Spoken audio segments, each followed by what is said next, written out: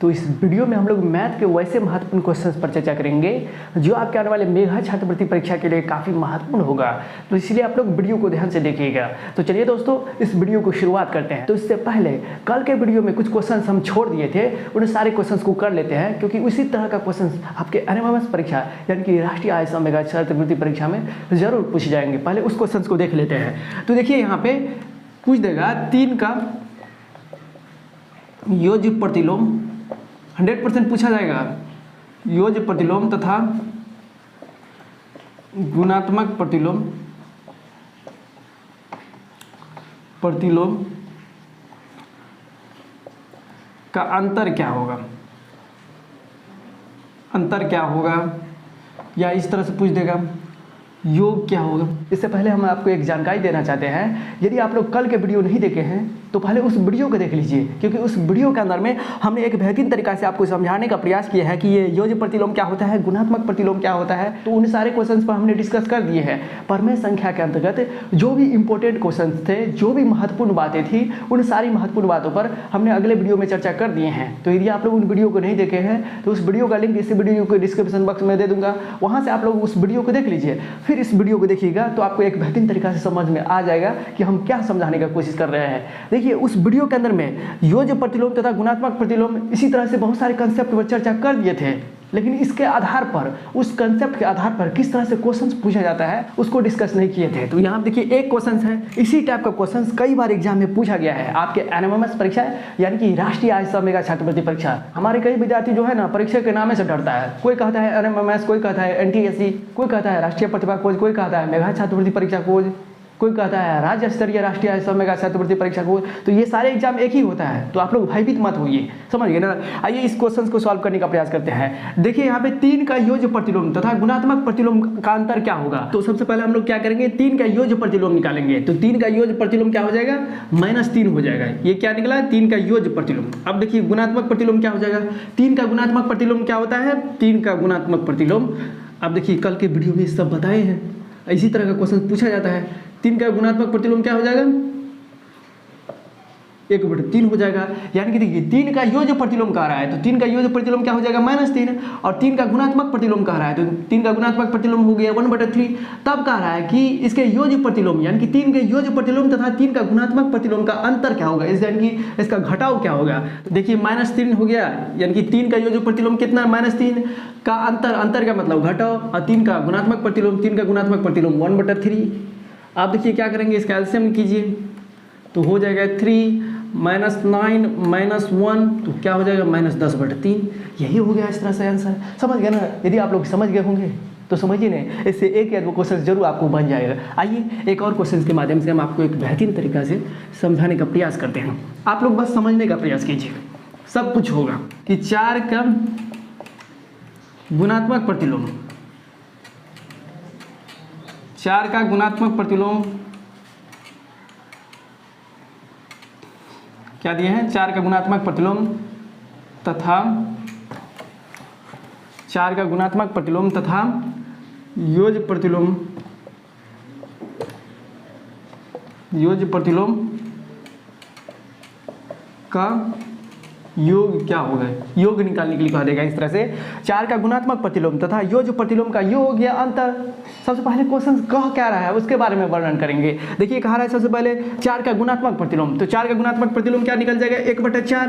अब कह रहा है क्या, योग का मतलब जोड़, तो जोड़ दे दिए। अब इसके बाद क्या कह रहा है, 4 का गुणात्मक प्रतिलोम 1/4, इसके बाद योग करेंगे। अब देखिए 4 का योज्य प्रतिलोम, 4 का योज्य प्रतिलोम क्या हो जाता है, तो -4 हो जाता है, होता है ना। -4 का हो जाएगा योज्य प्रतिलोम 4, प्लस का माइनस, माइनस का प्लस करते रहते हैं योज्य प्रतिलोम में। आप लोग उस वीडियो को देख लीजिएगा ना, तो आपको किसी भी प्रकार का दिक्कत नहीं होगा। आप देखिए कैलकुलेशन कर लेते हैं। यहाँ देखिए कुछ नहीं आया तो 1 तो है, आप देखिए ना 1/4। अब इसके बाद देखिए प्लस माइनस क्या हो जाएगा, माइनस ना 4/1।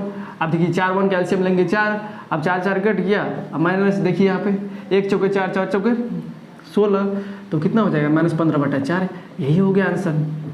समझ गए, चाहे गुणनफल कुछ है कहेगा कि 4 के गुणात्मक प्रतिलोम तथा योज्य प्रतिलोम का गुणनफल का मतलब गुना कर देंगे, 4 का गुणात्मक प्रतिलोम निकाल लेंगे और फिर 4 का योज्य प्रतिलोम निकाल लेंगे, दोनों को गुना कर देंगे, वही आंसर आ जाएगा। कहेगा कि 4 का गुणात्मक प्रतिलोम तथा योज्य प्रतिलोम का भाग, तो 4 का गुणात्मक प्रतिलोम निकाल लेंगे, 4 का योज्य प्रतिलोम निकालेंगे और दोनों के एक दूसरे से भाग कर देंगे। इस तरह से जब आप लोग एक क्वेश्चन को समझ आते हैं ना, तो बहुत सारे क्वेश्चन का आप जवाब दे सकते हैं। और इसी तरह का क्वेश्चन आपके एनएमएमएस परीक्षा में कई बार क्वेश्चन पूछा गया है, तो इसलिए वीडियो को ध्यान से देखिएगा। अब आइए वर्ग और वर्गमूल चैप्टर को एक बेहतरीन तरीका से समझने का प्रयास करते हैं। और वर्ग वर्गमूल में भी उसी प्रश्न में हम चर्चा करेंगे जो आपके एग्जाम में डायरेक्ट आएगा। समझ गए ना, सारे क्वेश्चन को नहीं पढ़ना है, बस उसी क्वेश्चन को पढ़ना है जो आपके एग्जाम में डायरेक्ट आएगा, क्योंकि समय बहुत कम है। समझ गए ना। यहाँ पे देखिए, कहेगा कि 1 का वर्ग बताने के लिए, 2 का वर्ग बताने के लिए, 3 का वर्ग बताने के लिए, 4 का वर्ग बताने के लिए, तो हम लोग किसी संख्या का वर्ग किस तरह से निकालते हैं? वर्ग किसे कहते हैं? तो वर्ग का मतलब यह हुआ कि उसी संख्या को 2 बार गुना करना। मान के चलिए 4 का वर्ग कहेगा तो चारों के 2 बार गुना करेंगे, 4 गुना 4। किसी संख्या का वर्ग उसी संख्या को 2 बार गुना करने के बाद मिलता है।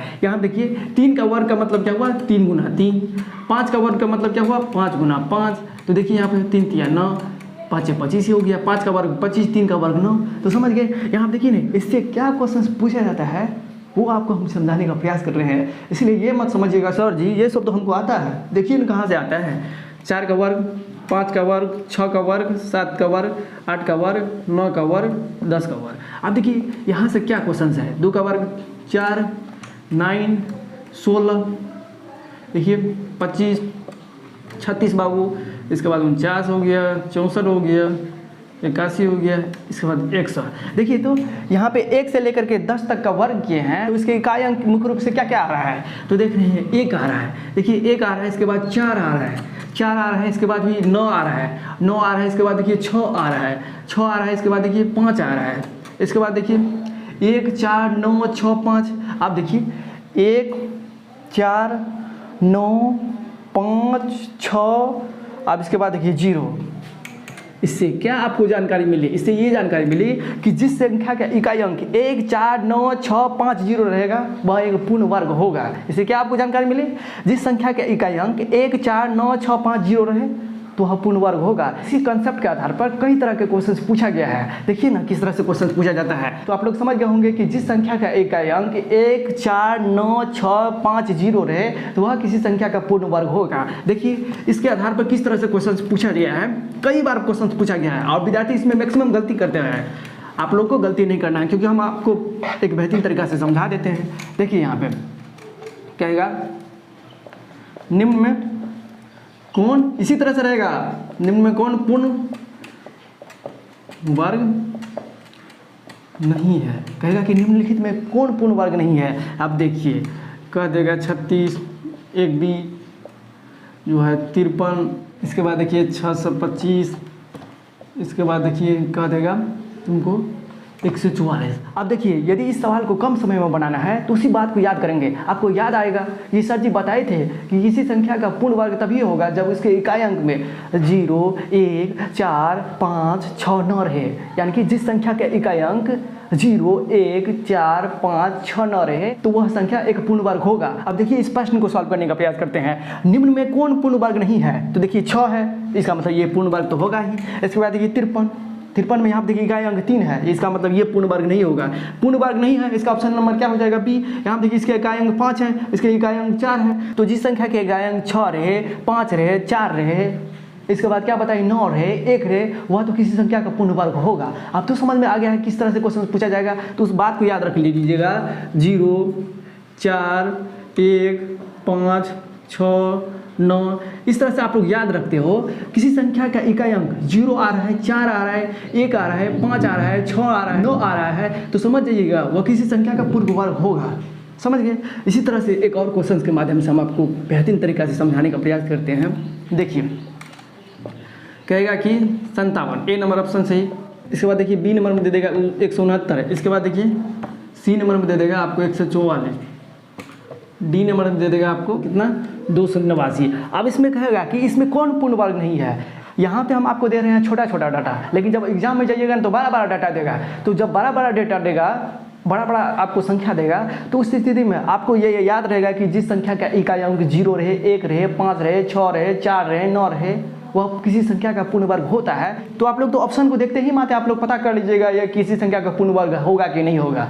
यहाँ पे हम आपको पहले सिखा रहे हैं छोटा छोटा अंक लेकर के, लेकिन आपके एग्जाम में पूछा जाएगा बड़ा बड़ा अंक लेकर के। तो आप लोग याद किए रहिएगा कि जिस संख्या का इकाई अंक 0 रहे, 1 रहे, 4 रहे, 5 रहे, 6 रहे, 9 रहे, तो वह किसी संख्या का पूर्ण वर्ग होगा। जब ये आप लोग इस बात को एक बेहतरीन तरीके से याद किए, तब इसके आधार पर कोई सा भी क्वेश्चन पूछा जाएगा ना, तो उसका जवाब आप लोग दे सकते हैं और आप लोग एक अंक उठा सकते हैं।